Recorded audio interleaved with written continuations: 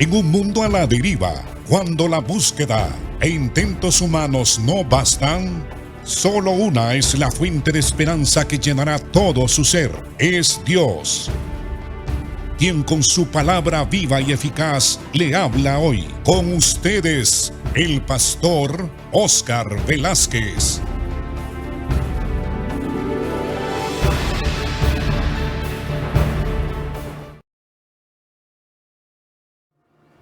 Continuamos, amados hermanos, estudiando el pecado, cómo entró el pecado al mundo y cómo el Señor resuelve el problema del pecado al enviar a su Hijo Jesucristo al mundo.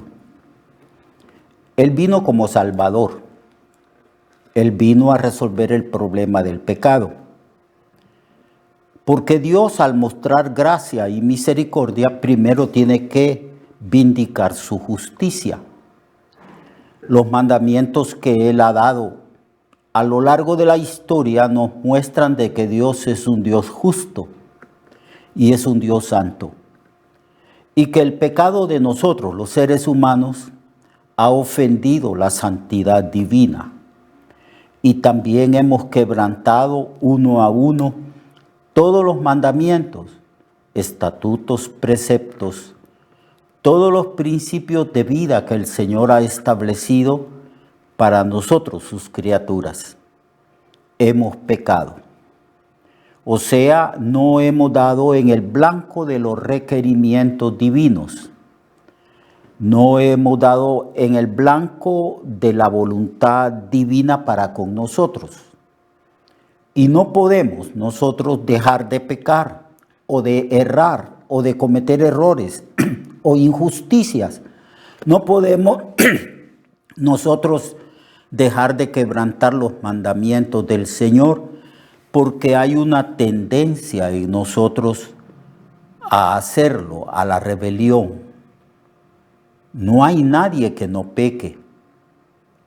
No hay ni uno.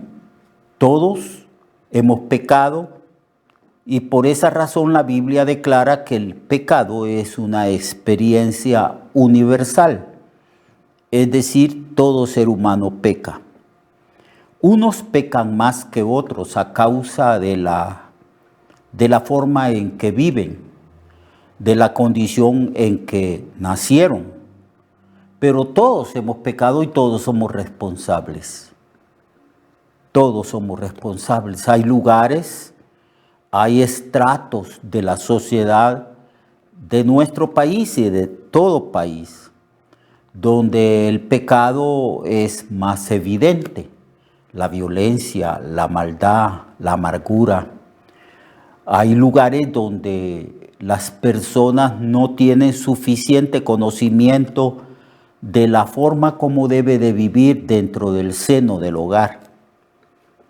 Así que hay sectores de la sociedad donde el pecado es más evidente, más profundo y más pecaminoso. Pero los que han logrado salir de ahí, de esos sectores bajos de la sociedad, y han llegado a la cima y ahora son personas educadas, personas de un estrato social elevado, pero todos hemos pecado.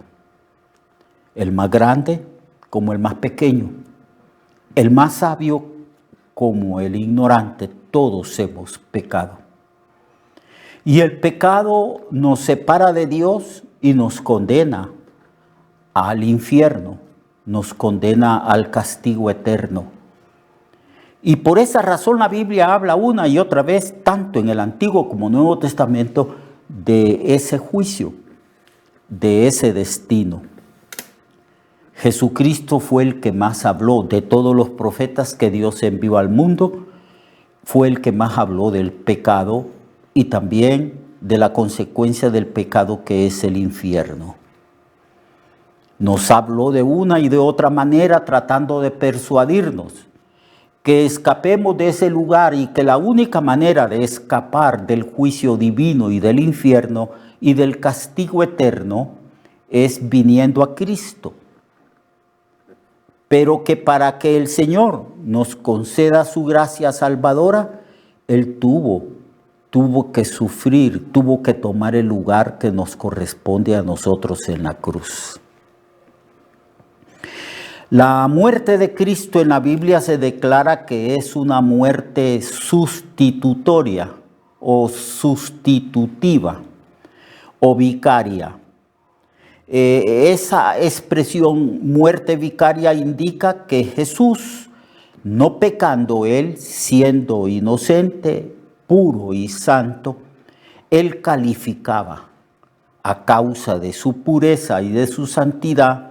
Era el único que calificaba para tomar los pecados suyos y míos, los pecados de todos los seres humanos.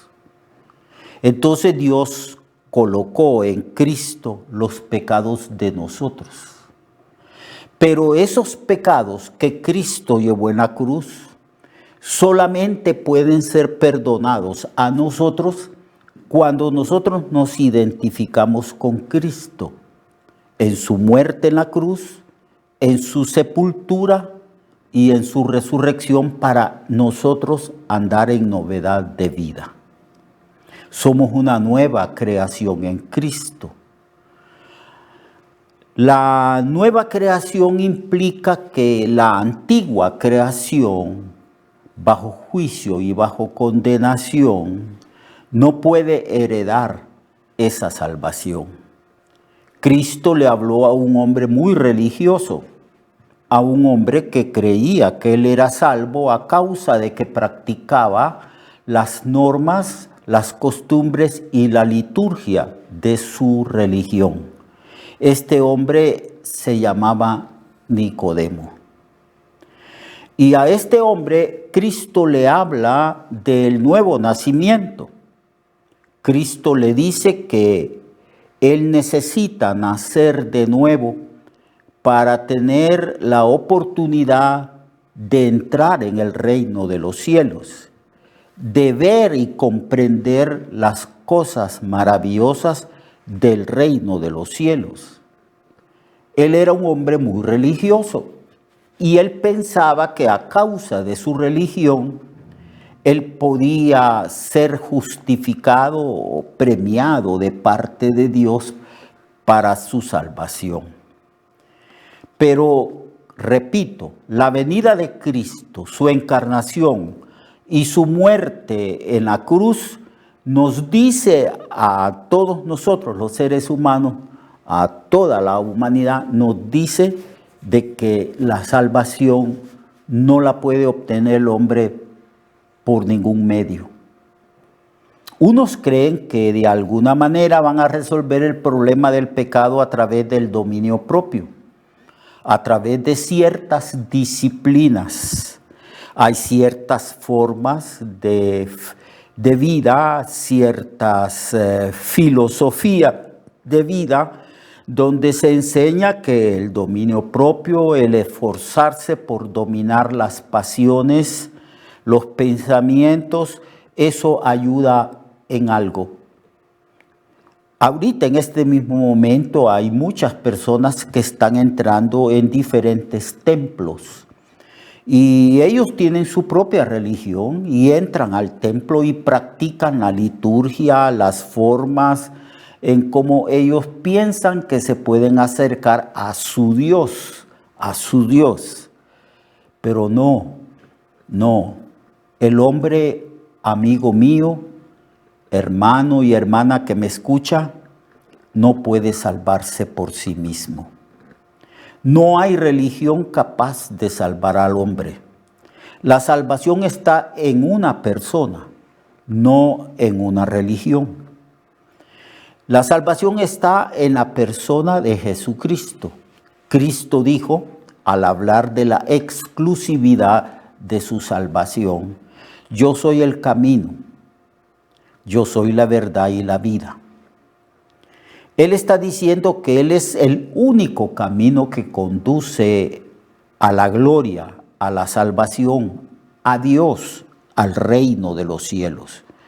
Yo soy el camino. Él no dijo yo soy un camino, como dando a entender que existen varias formas de acercarse a Dios o de ser salvo. Él dijo, yo soy el camino. Él tiene la exclusividad de la salvación. Yo soy la verdad y Él es la verdad personificada. Yo soy la verdad. Y la verdad en cuanto a las cosas de Dios, la verdad en cuanto a la salvación, se encuentra en la persona de Jesucristo. Sus enseñanzas, sus predicaciones, sus palabras, son palabras que nos conducen a la verdad de la salvación, a la verdad de la vida eterna. Por esa razón, el apóstol Pedro dijo, ¿a quién iremos, Señor? ¿A quién vamos a acudir si solamente tú tienes palabras de vida eterna? Solamente en Cristo están las palabras de la verdad. No está en las escuelas de filosofía ni en los centros de saber. No está en la disciplina y en las formas de acercarse a Dios inventadas por el ser humano. Solamente tú, le dijo Pedro al Señor, tienes palabras de vida eterna. Él es el camino, la verdad y la vida. Y cuando Él habla que Él es la vida, es que Él nos está hablando que Él es el creador, es Dios quien nos ha dado la vida. Y que esa vida se puede echar a perder o está perdida a causa del pecado. Pero que podemos recobrar esa vida porque si nos arrepentimos de nuestros pecados y acudimos a Cristo pidiéndole perdón por nuestros pecados y creemos en Él como el Hijo de Dios y como aquel que murió por nosotros y que llevó la culpa de nuestro pecado sobre sí mismo en una cruz, entonces Él nos perdona y nosotros recibimos el don de la vida eterna que Jesucristo nos ofrece. Él es la vida y la vida eterna. Yo he venido, dijo el Señor, a darles vida y vida en abundancia. Así que Cristo es el único que puede salvar. Si una persona deposita su fe en ciertos líderes, hombres y mujeres religiosos, no puede ser salvo porque el hombre no puede salvar a nadie. Toda la raza humana está caída en el pecado. Necesitábamos un Salvador y que ese Salvador no podía surgir de la raza caída humana.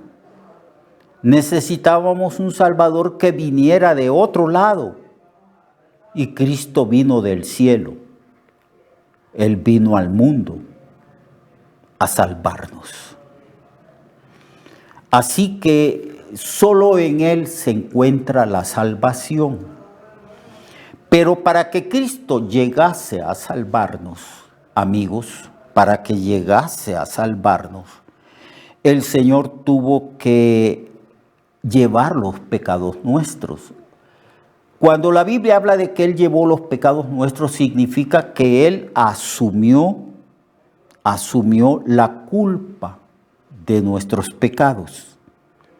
Él legalmente se hizo responsable de la pena y culpabilidad de nuestros pecados. Él es el que nos sustituyó a nosotros en el patíbulo de la muerte. Él dijo, yo voy a morir por ellos. Entonces la ira de Dios, el justo juicio de Dios, cayó sobre el sustituto nuestro que es Jesucristo. Por eso se proclama, se enseña la muerte vicaria, sustitutoria de Cristo en la cruz.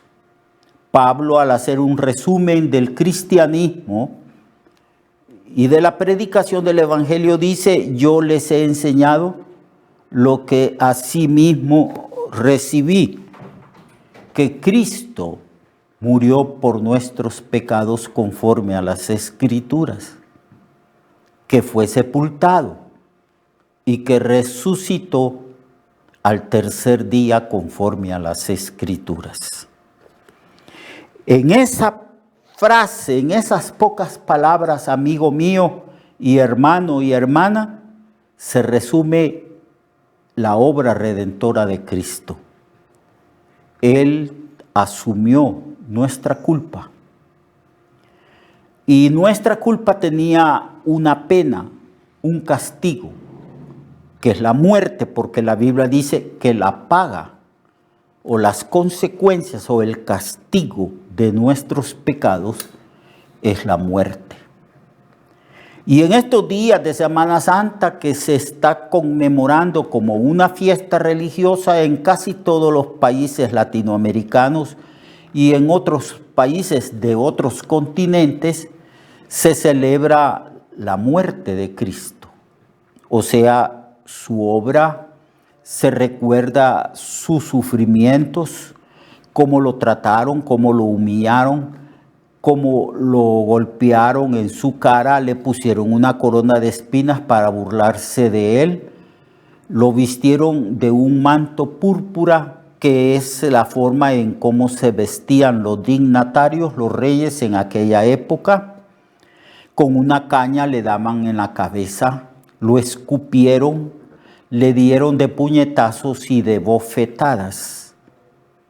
Hicieron lo que quisieron con él. Él estaba allí sometido en manos de sus enemigos, que lo odiaban y querían destruirlo y quitarle la vida. Y en efecto, así sucedió. Le quitaron la vida y lo humillaron. Pero eso era, amigo y hermanos, era necesario que ocurriese porque estaba escrito.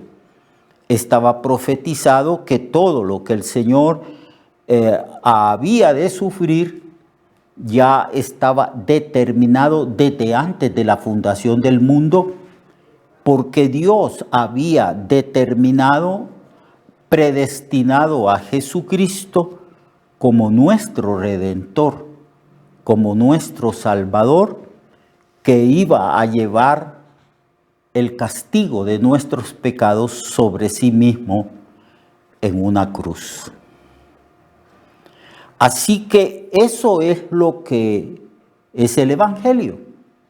Tenemos que explicarle a la gente eso, que la salvación, aunque es un acto de dádiva gratuita, la gracia no es gratuita, porque Cristo tuvo que pagar un precio para salvarnos. ¿Y qué precio pagó el Señor? Muriendo por nosotros, sufriendo por nosotros en una cruz.